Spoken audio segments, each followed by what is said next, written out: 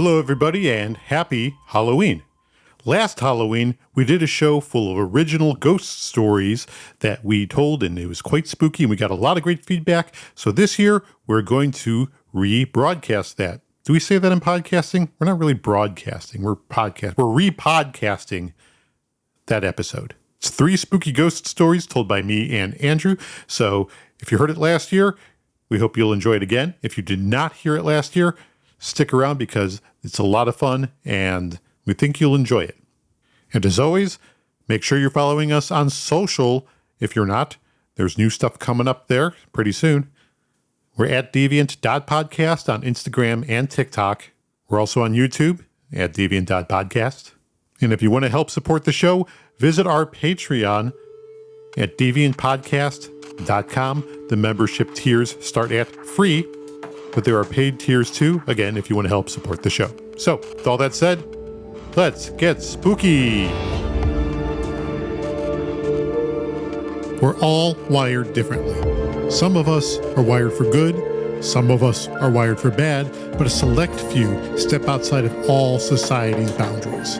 From Cold Open Media, this is a Deviant Halloween.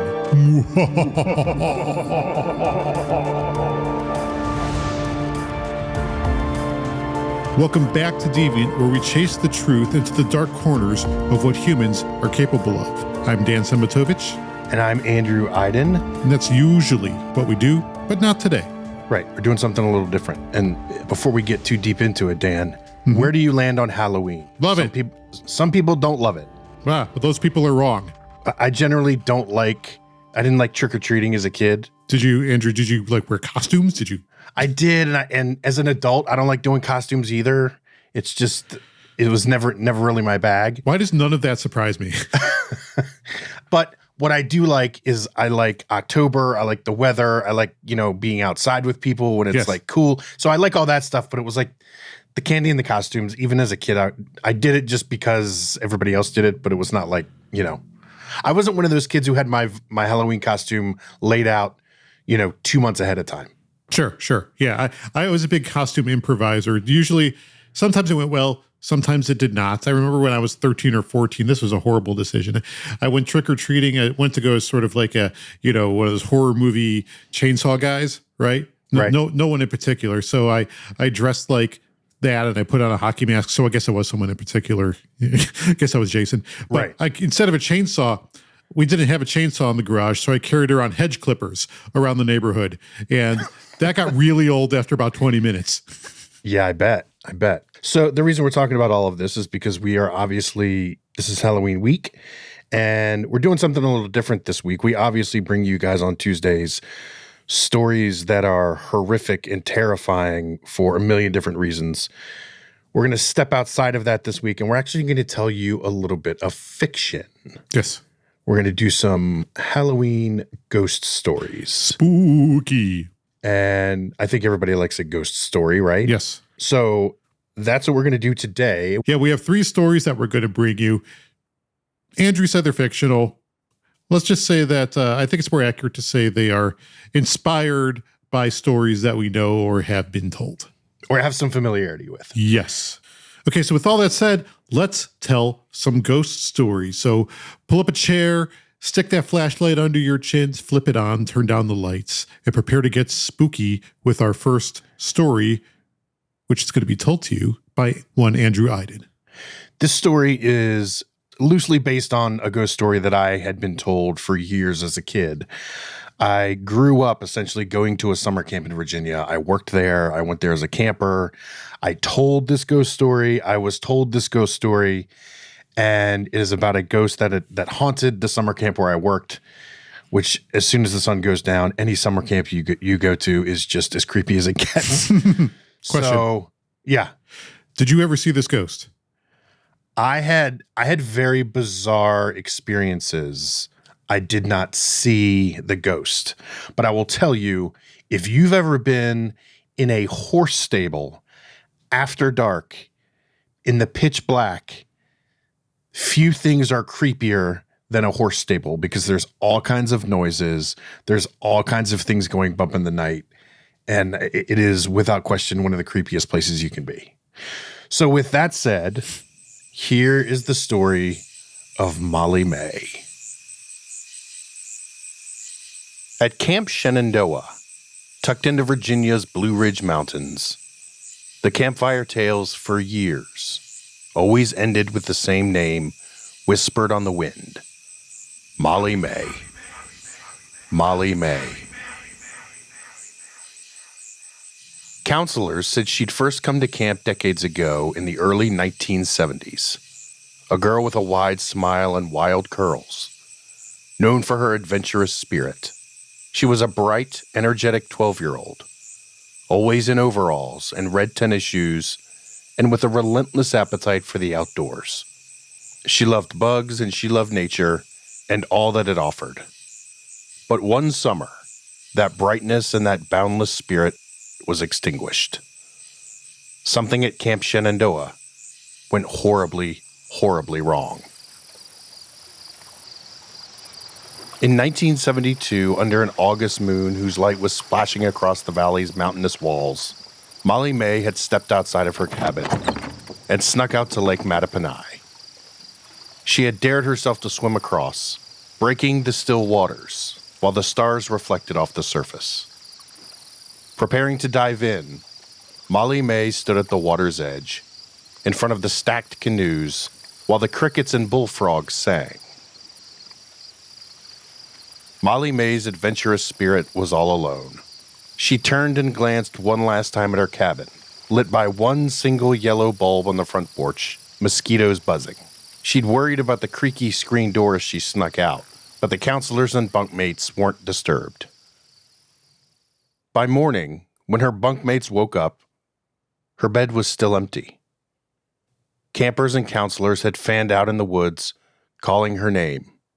Camp Shenandoah had turned itself inside out, looking for the energetic young girl in overalls and sneakers. They combed the thick woods, they dragged the lake, and the only thing they found on the lake's western shore 200 yards from that cabin were a set of footprints that stopped before the water's edge. And next to the footprints, a pair of red sneakers. The only thing left behind from the night Molly May vanished. For years, campers and counselors alike say that when the moon is bright and the crickets and bullfrogs sing and the summer nighttime is still, a young girl stands at the edge of the lake, dripping wet, her tangled hair clinging to her pale, shriveled skin. Her head slightly tilted to the left, she casts an empty stare directed at the water, waiting for something, anything, to come to the surface. Counselors say they see her turn, her empty stare meeting theirs, before swiftly disappearing into the hazy fog that skips across the water. 24 years after Molly May disappeared, 11-year-old Jessie, a first-time camper, was dared by her bunkmates to go to the lake at midnight and stand for 2 minutes in the same spot where those red sneakers were found, where the footsteps once were. At the water's edge, Jessie, bold and fearless like Molly May, had accepted the challenge. Jessie loved thrills. And under that moon, as Jessie crept towards the darkened shoreline, a strange chill settled over her. It began at her neck, rapidly moving down her arms, her legs, and to her feet. Just as she was about to put a toe in the water, part of the dare from her bunkmates, Jessie felt the gentle brush of icy fingers across her left forearm. When she whipped her head around to her left, there was nothing there. Only the darkness, only the stacked canoes. And as she turned back towards the murky water, something emerged from the surface. A girl's face as pale as the moon, with curls swirling around her, and her face slightly tilted to the left. It was Molly May, her dark, hollow eyes fixed on Jessie. It was a look of pleading with a touch of anger, and her hand rose from the lake, reaching out, her fingers clawing through the air. She was trying to grab Jessie and grab life itself just one more time. And just as her hand came out of the water, Jessie felt an invisible grip around her right ankle. She could not scream. She could not move. She was paralyzed, frozen in the middle of the summer. The chill permeated through her bones until her friends, worried at her silence, approached Lake Mattaponi and found her standing motionless by the water's edge. When they shook her out of her trance, Jessie finally gasped. The group listened, the grip loosened, and she collapsed onto shore. At Camp Shenandoah, Molly May had never left. And that night, as Jessie approached her cabin shaken, she looked down at the foot of the screen door and she noticed them. She stopped in her tracks. A pair of red sneakers at the foot of the screen door, pointing towards the lake. Molly May. Molly May.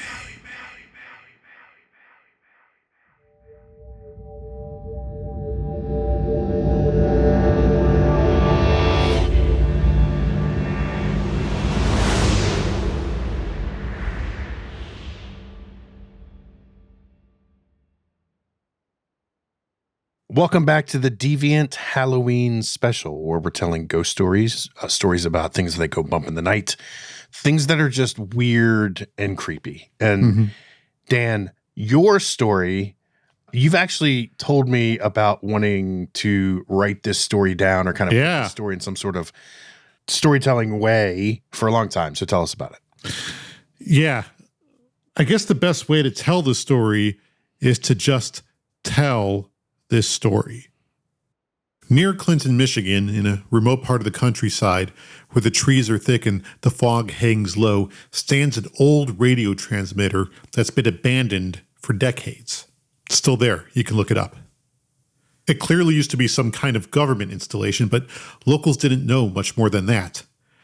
The signs on the approaching road said that unauthorized personnel were not allowed and would be shot on sight. People in Clinton thought that was extra strange because they never met anyone who was authorized. They never saw anyone enter. They never saw anyone leave. Because of the strange transmissions that would show up on their radios, the rumor was that it was a number station. Number stations broadcast mysterious things, digits. It's weird.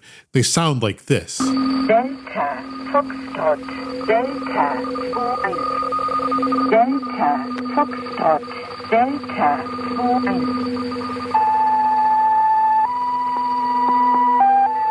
During the Cold War, it's thought that spy agencies used them to send and receive messages to agents all around the world. They're a relic of the past. At least that's what my friend Greg Bosek thought. I've been bugging him for years to let me tell this story, and he finally agreed, so here we go. Greg lives in Lafayette, Indiana, and he's a radio nerd. I can relate to that. I am too. In the way I mean it, radio nerds like to scan shortwave radio frequencies. You can find all sorts of weird stuff there. Strange tones and beeps, military calls, people yelling Bible verses. It's spooky stuff. So they have. Do you see the light? Do you saw somebody? Hello. Scare me. Try to use mind control. Press on them. Yeah, it does. One night, about 10 years back, as Greg's scrolling through the frequencies, he hears a strange signal, and it's unusually strong. He hits the record button on his machine and can't believe what's coming out of his speakers. Here's a copy of it. 1 5 7 2 8 1 5 7 2 8 1 5 7 2 8 Clinton. It's a number station, and no one's heard one of those in years. And what the hell does Clinton mean? Greg has to find out. He goes through directories of radio sites and finds an entry for a transmitter in Clinton, Michigan. It's only about 4 hours away, and Greg knows that he absolutely needs to check this out. So one day, he gets in his car and makes the drive. Hours and miles go by, and as he gets closer, he can see the tall tower in the distance, poking out of the woods. As he gets closer, the air turns cold and a sense of unease washes over him. When he gets out of his car, Greg can't make sense of what he's seeing. The entire site is abandoned, the transmitter tower is rusting, and the building that was used to control it, it's fallen apart, completely unusable. It's clear that no one's been here for many, many years. Greg sets up his equipment and begins scanning for signals. He stares at his battery-powered receiver and listens. Nothing. After darkness falls and after hours of silence, Greg begins to pack up. And then, a faint transmission crackles through the speakers. 1, 5, 7, 2, 8, 1. The voice is distorted, but the sequence of numbers is clear. 1, 5, 7, 2, 8, 3, 5, 0, 0, 0, 1, 1, 0, 0, 0, 1, 1. He writes the numbers down in his notebook. And then, the transmitter lights up and begins to hum and pulse. More numbers follow, each more urgent than the last. 1, 6, 8, 2, 0. Then 3, 5, 7, 4, 8. As he writes those numbers down too, Greg feels a chill run down his spine and his legs go a bit wobbly. Something is off. And then a whisper echoes through the static. It's barely audible, but it's unmistakable. They forgot me. Greg freezes. Is he imagining this? He turns up the volume, but the whisper is gone. He shakes his head, trying to make the pieces fall into place. The tower is transmitting, but who is transmitting? And from where? As far as he can tell, there's no one around for miles. Suddenly, the lights on the transmitter flicker and they go out. It's pitch black now and dead quiet. Greg's heart races. The only sounds are the rustle of leaves and the crackle of the radio. Greg's had enough. It's time to go. As he turns to pack up, he hears the voice again, but this time, it's right behind him. Don't forget me. This is not a radio transmission. Greg spins around, but sees only shadows. Panic surges, and everything inside of him says, run. As he stumbles towards his car, the tower lights up again, and the radio emits a stream of numbers, each one echoing with a sense of urgency. 1, 5, 7, 2, 8, 3, 5, 0, 0, 0, 1. He runs, and he drops his notebook, and as he turns to pick it back up, the numbers he'd written down shift into a face. It's twisted and desperate, peering out from the page, mouthing a silent plea. Greg feels paralyzed as the fear roots him in place.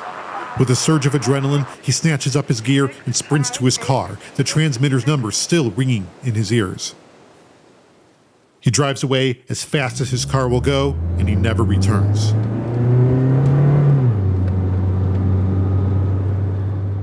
Back home, he tries to decipher those sequences of numbers. He thinks they may hold the key to something important, something beyond his understanding.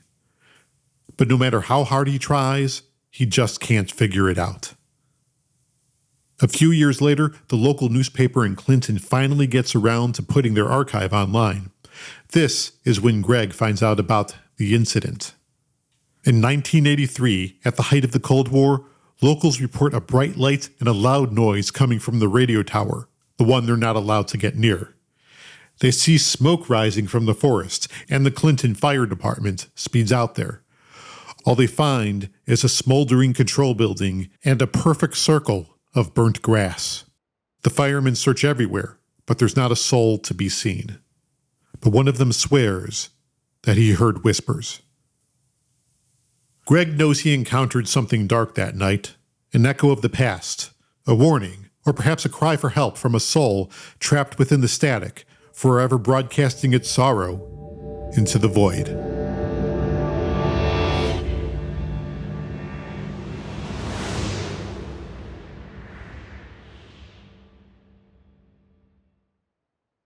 You are listening to the Deviant Halloween special, and we hope you are not yet too spooked out and you're still with us and you're enjoying the stories that we're telling, we have one more for you. And it's all right.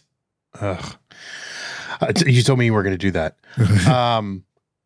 As spooky and haunted cities go, is there anything that trumps Savannah, Georgia? I love Savannah, Georgia. If you haven't been, let us paint a picture for you. It's one of the oldest towns in America, and it has this sort of Southern Gothic charm to it, and it's supposedly one of the most haunted cities in America, right, Drew? Yeah, but you know what? They also say that about Charleston.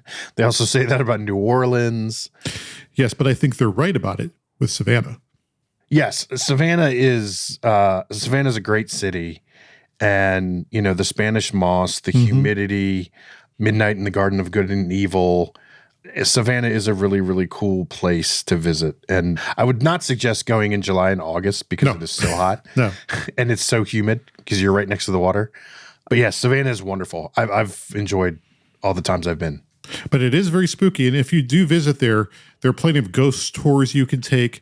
And there's just so much to do there. Plenty of great places to drink.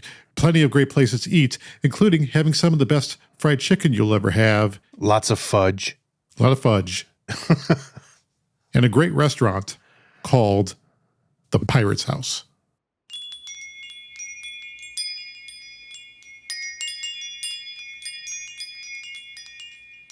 In the heart of Savannah, Georgia, where the air is thick with the scent of magnolias and the echoes of history seem to whisper through the streets, stands the Pirate's House. This storied establishment, built in 1753, has long been a gathering place for locals and visitors alike. But it also harbors a darker side, a tale of lost love and lingering spirits. Originally, the building was constructed as a home for the gardener of the adjacent colony's trustees, but soon after its completion, it became a notorious tavern for sailors, particularly pirates who were seeking refuge from the law and the sea. The establishment is strategically located near the Savannah River, which made it an ideal stop for those looking to celebrate their recent plunders.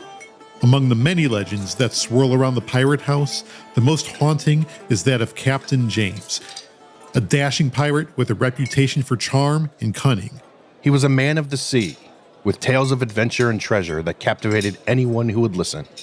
And during one of his many visits to the tavern, he encountered a young woman named Anne, the daughter of a local merchant. Their eyes met across the crowded room, and it was love at first sight.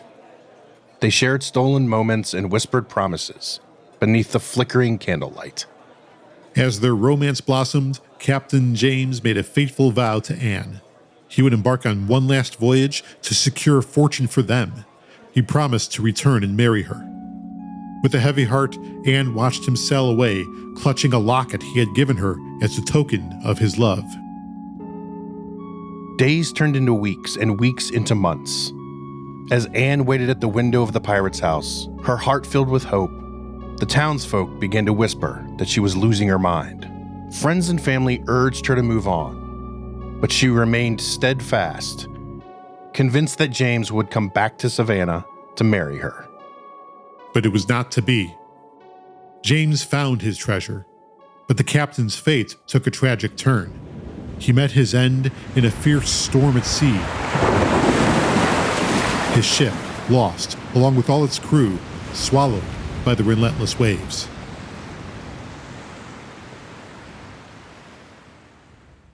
When word of the shipwreck reached Savannah, it shattered Anne's heart. She was never the same.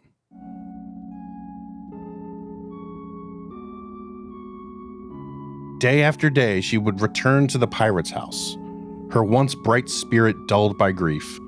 She would sit in a corner, gazing out to the river, waiting for a ship that would never come. After many years, with her eyes always on the horizon, Anne died.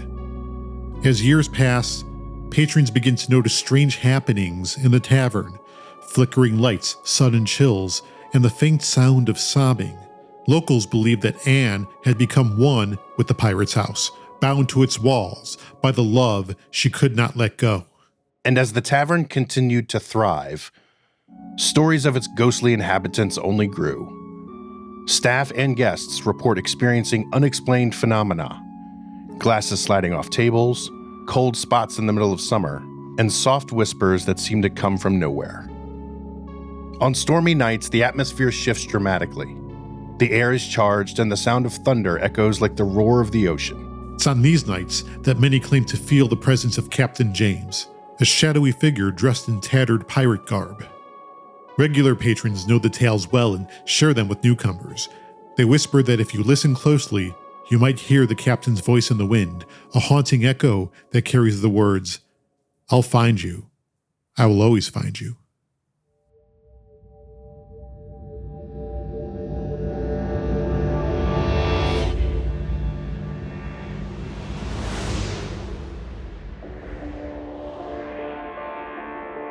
Dan, these were really fun. Yeah, I enjoyed doing quasi-fiction for once. quasi-fiction. And I enjoyed a little bit of a lighter storytelling. Yeah, man, it was good times. I had fun doing that with you, and we hope you all have a safe and fun Halloween. Thanks for listening. Deviant is written, produced, and executive produced by Clark Goldband, Andrew Iden, and me, Dan Szematowicz, with editorial and production consultation from the great Jenny Ament and original scoring from Shuvo Sir. Sales, marketing, and distribution support from our good friends at Gemini 13. Deviant is a production of Cold Open Media.